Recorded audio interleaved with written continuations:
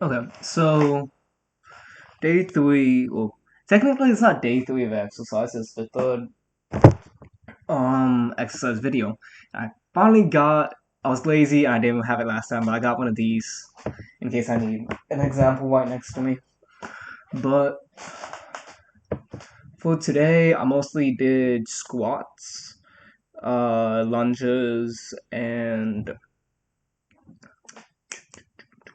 uh what are they called? Audios. Sorry. Uh I blinked on the name for a second. So for today, I guess I can talk about. Doo-doo-doo-doo. Huh.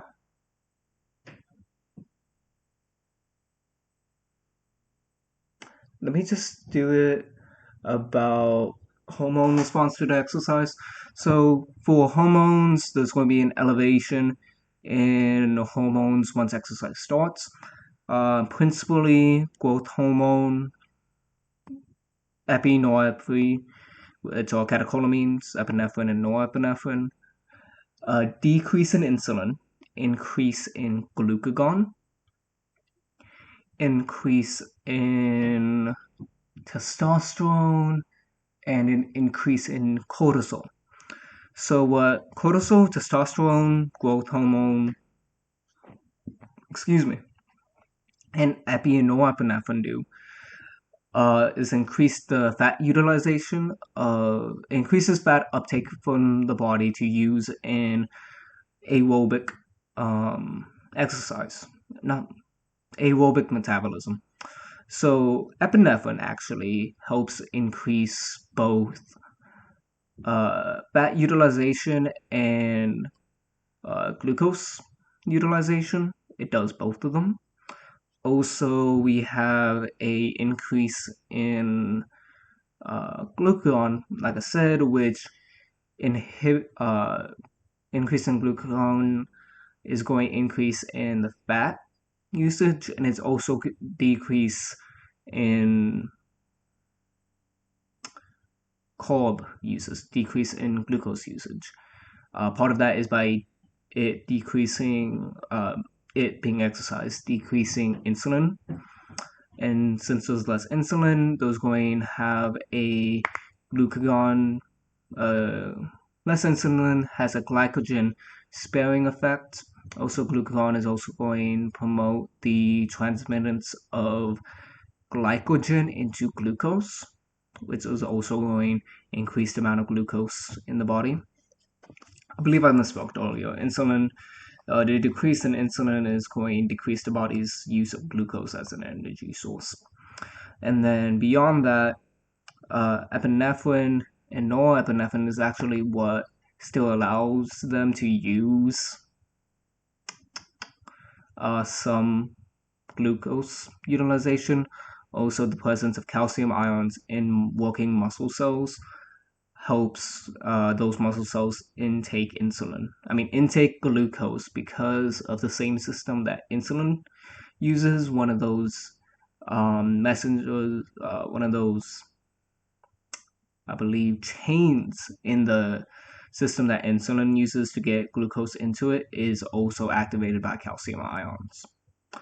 So that is how, while the rest of the body is going to be using fat, the muscles that are specifically working are going to be using glucose if they need it because of the presence of those calcium ions in the cell, which result from neuromuscular junction stimulation, which basically, as it's being used, it releases calcium ions into the cell from the sarcomere. Um, yeah.